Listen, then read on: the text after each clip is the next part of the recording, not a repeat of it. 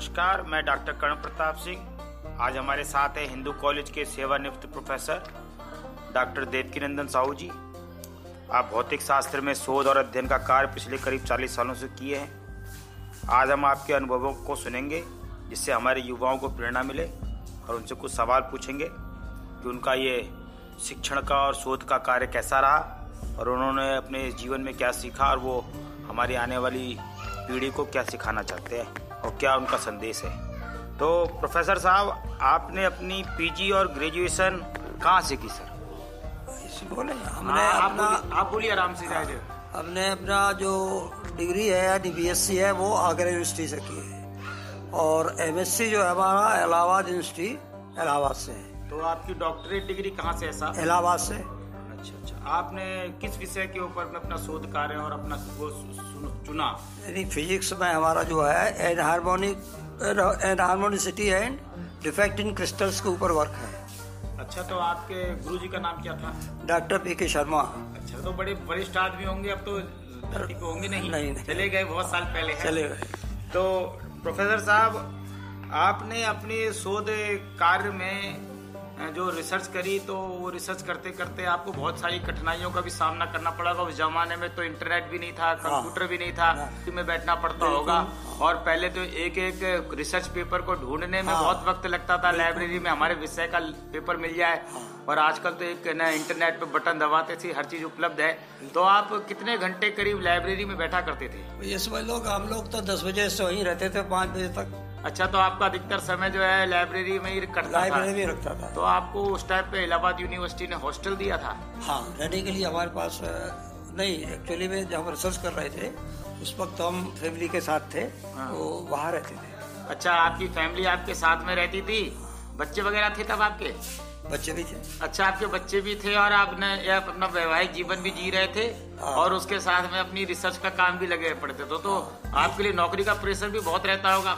नहीं, नौकरी का नहीं, छुट्टी पे थे हम 3 साल से। अच्छा, आप उस वक्त में सरकारी नौकरी पर भी थे? हाँ, और यूजीसी के प्रोग्राम में थे, फैकल्टी इम्प्रूवमेंट प्रोग्राम। उसके तहत हम 3 साल छुट्टी पे थे। अच्छा, तो उस समय भी फैकल्टी डेवलपमेंट प्रोग्राम होता था जैसे आजकल के जमाने में होता है? तो ये बहुत पुरानी बात बता रहे हैं, अब तो बहुत सारे नियम कानून बदल गए हैं, लेकिन आपने कितने लोगों को उसके बाद में अपने रिसर्च के दौरान कार्रवाई करी? हमने 2 लोगों को रिसर्च करवाई है। अच्छा, कहाँ?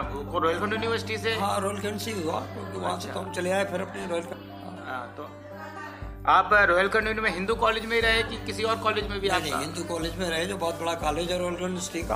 अच्छा, हम वहीं अपना अध्ययन कर। करीब कितना साल पुराना कॉलेज होगा ये? तो मुझे लगता है सन 47 के में एस्टेब्लिश हुआ है या 50 के बाद। अच्छा, ये बहुत पुराना, 40, 50, 60 साल पुराना कॉलेज है। तो आपके जो सबसे बढ़िया रिसर्च पेपर जो रहे वो आपका कौन से जर्नल में था? वो हमारा फिजिकल रिव्यू। अच्छा, तो अभी तो से पब्लिश होता है। हाँ, तो ये अमेरिकन के ना फिजिकल सोसाइटी का जर्नल है। ये तो बहुत बड़ा जर्नल है। अब तो इसका बहुत ज्यादा 27 या 30 इम्पैक्ट फैक्टर है इसका। तो आपके करीब पीएचडी में करीब कितने रिसर्च पेपर थे? करीब 4 पेपर। अच्छा, उस जमाने में 4 पेपर पब्लिश करना ही बहुत बड़ी बात थी, आज की दौड़ नहीं लगी। इंटरनेशनल जर्नल में हमारे थे, इंडियन जर्नल में हमने कोई पब्लिश नहीं कराए उस वक्त। अच्छा, तो आपने ये पूरा जो 30-35 साल था आपने हिंदू कॉलेज मुरादाबाद, 40 साल हिंदू कॉलेज मुरादाबाद, एमजेपी रोहिलखंड, उसमें ये आपने बच्चों को और सरकार को सबको सेवाएं दी आपने। तो आपने कौन कौन सी क्लासों को पढ़ाया? देखिए, बीएससी हमने पढ़ाया, एमएससी पढ़ाया और बीएससी में लगभग सभी पेपर्स पढ़ाए। अच्छा, आपने करीब फिजिक्स के अधिकतर पेपर पढ़ाए, जैसे कि इलेक्ट्रॉनिक्स। और एमएससी के अंदर हमने जो पढ़ाया है classical mechanics, quantum mechanics, solid state physics और इलेक्ट्रॉनिक्स। हमारा स्पेशलाइजेशन भी इलेक्ट्रॉनिक्स में है। अच्छा, तो आपका ये हमारे जो नए छात्र हैं और जो छात्रा हैं उनके लिए आपके लिए क्या विशेष बात है? आपने बड़ा परिवर्तन देखा होगा इन दिनों में। परिवर्तन बहुत है। उस वक्त तो क्योंकि फैसिलिटी बहुत कम थी, हम लोग बहुत ज़्यादा मेहनत भी करते थे, बच्चे भी बहुत मेहनत करते थे। अच्छा, फिर भी अब चेंज हो गया, फैसिलिटी आपको बहुत ज़्यादा है। तो हम तो यही चाहेंगे आप जितना से जितना बढ़िया मेहनत करें, अधिक से नॉलेज गेन करें, जो रिसोर्सेज उपलब्ध है उनका सही इस्तेमाल करें, इंटरनेट का इस्तेमाल करें, ई बुक्स का इस्तेमाल करें, ऑनलाइन क्लासेस का इस्तेमाल करें और ये जो अपना फैकल्टी डेवलपमेंट और बाकी जो कोर्स सरकार और वगैरह पे उनका भी करें, उनका भी फायदा उठाएं। तो पहले रिसोर्सेज कम थे लेकिन मेहनत ज्यादा करनी पड़ती थी, मेहनत बहुत करते थे। और अभी तो किताबें बहुत आसानी से मिल जाती है, ऑनलाइन किताबें उपलब्ध है। पहले तो किताबें आपको, अच्छा उस टाइम पे किताबों का दाम हर व्यक्ति अफोर्ड कर पाता था क्या? नहीं, एक्चुअली में कई किताबें तो ऐसी थी जो हम लाइब्रेरी से हमको एक दिन के लिए मिलती थी मुश्किल से। अच्छा। और एक किताब जो है करीब 100 लड़कों में चलती थी, सोचिए आप। अब आप देखिए कि आजकल के छात्रों को ये सीखनी पड़ेगी कि आजकल ऑनलाइन में एक ही सेकंड में आपके मोबाइल के ऊपर में किताब उपलब्ध हो जाती है, लेकिन अब आपके पास पढ़ने का वक्त नहीं है। लेकिन पहले क्या था, लोगों के पास में रिसोर्स नहीं थे, लेकिन तब भी वो लोग कम से कम रिसोर्स में मेहनत से ज्यादा मेहनत करते थे। तो उस जमाने में तो आपके जमाने में आपके जो शायद हाई स्कूल के पढ़ने वाले बच्चे होंगे उसमें तो 1000 व्यक्ति में से एक व्यक्ति पीएचडी कर पाता होगा। बहुत मुश्किल है, बहुत मुश्किल से पीएचडी हुआ करती थी। हाँ, उस जमाने में पीएचडी का वो तो रेट बहुत कम था। और देखिए हमारी जो यूनिवर्सिटी है इलाहाबाद यूनिवर्सिटी, उसकी एक थीसिस की कॉपी विदेश भी जाती थी। अच्छा, उस जमाने में भी विदेश जाती थी। तो हमारी कॉपी जैसे हमें पता लग गया है ये अमेरिका गई हुई थी। अच्छा, उस वक्त में आपने जो भी रिसर्च करी, जो भी सोचा, उसकी एक कॉपी अमेरिका कॉपी गई थी अमेरिका, और 2 रही इंडिया में। अच्छा, 3 एग्जामिनर्स थे टोटल। अच्छा, तो आप लोग ये हमारे नए जो शोधार्थी हैं और जो पीएचडी करने वाले हैं उन लोगों के लिए डॉक्टर साहब की बात से एक सबसे बड़ी बात तो ये समझ में आती है कि अब रिसोर्स बहुत आसानी से उपलब्ध है, रिसर्च जर्नल बहुत उपलब्ध है, रिसर्च में मदद देने वाली कंपनियां बहुत सारी उपलब्ध है। लेकिन अब बच्चे जो है उस हिसाब से क्रिएटिव नहीं रहे, उस हिसाब से मेहनत नहीं करते, उस हिसाब से उनकी लगन नहीं रही।